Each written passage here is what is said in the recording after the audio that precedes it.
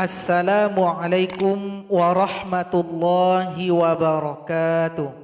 Sahabat pecinta Al-Quran semuanya, pada video kali ini kita akan mempelajari perbedaan alif dengan hamzah. Sekarang kita lihat dulu alif.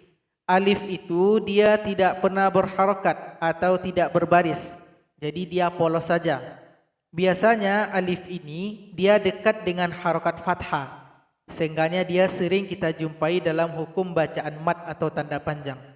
La, ini lam, sedangkan yang di sini adalah alifnya.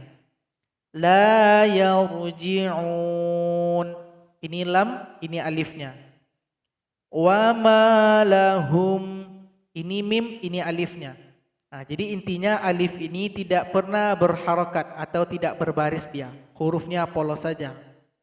Sedangkan hamzah dia selalu berharakat atau selalu berbaris. Jadi berbeda sekali dengan alif ini. Hamzah ini ada dua pembagiannya.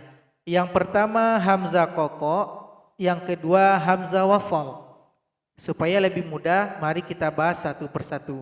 Yang pertama hamzah qata'. Ini dia hamzah qata'. Apa ciri-cirinya di dalam Al-Quran? Biasanya ada hamzah yang berbentuk seperti kepala huruf ain ini. A, I, U, An, In, Un. Maka ini merupakan hamzah qata'. Syai'in. Nah ini dia. In kasratain hamzah qata'. Kemudian bentuk yang kedua ada seperti huruf alif. Hamzahnya nompang di atas. Ataupun di bawah. Ataupun juga di atas tapi berharakat dhamma. A, I, U. Ini juga merupakan hamzah qata'. Biasanya tulisan yang seperti ini sering kita jumpai di Quran cetakan Madinah. Innahum. Jadi ini hamzah qata'. Bentuk yang ketiga, hamzahnya itu nompang di atas huruf ya yang tidak punya titik. Jadi hamzahnya nompang. Yastahzi'u. Maka ini hamzah qata'. Yang keempat, hamzahnya nompang lagi di atas huruf waw. Bimu'minin. Nah, jadi jangan dibaca bimu tapi bimu minin karena ini adalah hamzah qata' atau huruf hamzah. Sedangkan bentuk yang kelima, hamzahnya seperti huruf alif yang berharakat. Nah, maka ini merupakan hamzah qata'. Nah, jadi jangan dibilang ini huruf alif tapi huruf hamzah. Hamzahnya apa jenisnya? Hamzah qata'. A, I, U. Biasanya penulisan seperti ini sering kita jumpai di Quran cetakan Indonesia. Innahum. Bentuk yang kedua adalah hamzah wasal. Hamzah wasal sedikit berbeda dengan hamzah qata'. Hamzah qata' walaupun dia berada di awal maupun di tengah kalimat tetap dibaca. Sedangkan kalau hamzah wasal, kalau dia berada di awal baru dibaca. Sedangkan kalau berada di tengah, dia diabaikan saja. Bentuk hamzah wasal ini ada 3 di dalam Al-Quran. Yang pertama hamzah wasal dekat dengan lam. Biasanya pada Quran cetakan Madinah, hamzah wasalnya dikasih dengan kepala huruf shad. Sedangkan pada Quran cetakan Indonesia, dia dipoloskan saja. Maka kalau dekat dengan alif lam seperti ini, lamnya tidak berharakat juga. Kalau berada di awal, hamzah wasalnya dibaca. Biasanya vokalnya fathah. Allahus samad. Tapi kalau hamzah wasalnya berada di tengah atau didahului oleh huruf lain, maka enggak dibaca. Misalkan didahului oleh huruf waw. Wallahu alim. Salah kalau dibaca wa Allah, enggak boleh. Nah, jadi A-nya ini dibaca ketika berada di awal saja. Kalau dari tengah dia diabaikan. Kemudian bentuk yang kedua, hamzah wasal itu ditemani juga oleh alif lam. Kemudian lamnya berharakat sukun.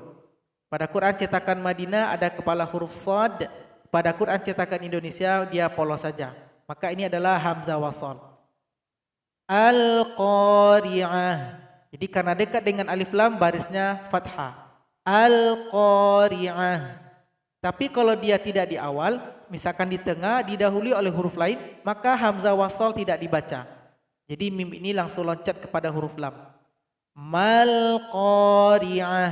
Salah kalau dibaca ma'al-qa. Enggak boleh ma'al-qa. Jadi hamzah wasal kalau di tengah abaikan saja. Kemudian bentuk yang ketiga, hamzah wasal ditemani oleh huruf sukun. Biasanya pada Quran cetakan Madinah, hamzah wasalnya dikasih dengan kepala huruf shad. Pada Quran cetakan Indonesia polos saja hamzahnya. Maka ini merupakan hamzah wasal. Sama dengan yang sebelumnya, kalau hamzah wasal berada di awal maka dibaca. Misalkan di sini hamzah wasalnya berada di awal. Maka cara kita memberikan harokatnya adalah kita lihat huruf yang ketiga. Huruf yang pertama huruf hamzah wasal, yang kedua ain, yang ketiga huruf ba. Apa harokat huruf ba? Harokat dhamma.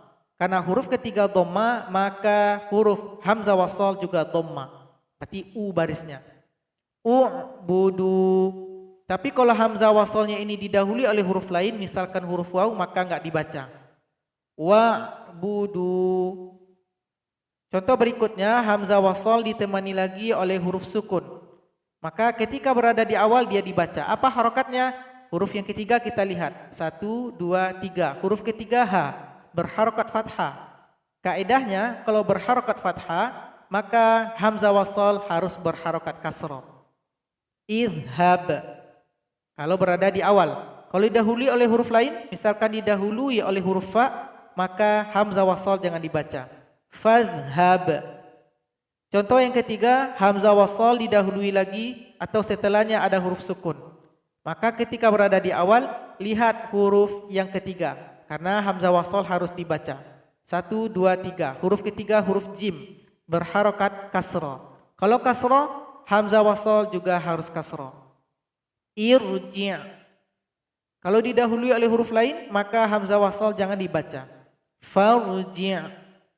Jadi kaedahnya adalah pemberian harokat dari hamzah wasal ini kita melihat huruf yang ketiga. Kalau huruf ketiga dhamma, hamzah wasal juga dhamma. Kalau huruf ketiga fathah, hamzah wasal kasrah. Kalau huruf ketiga kasrah, hamzah wasal kasrah. Jadi pilihannya cuma dua, dhamma atau kasrah. Jadi kesimpulan video kita pada kesempatan kali ini, antara alif dan hamzah wasal berbeda. Alif tidak berharokat sampai kapanpun. Sedangkan hamzah wasal secara umum dia berharokat. Moga video ini bermanfaat. Wassalamualaikum warahmatullahi wabarakatuh.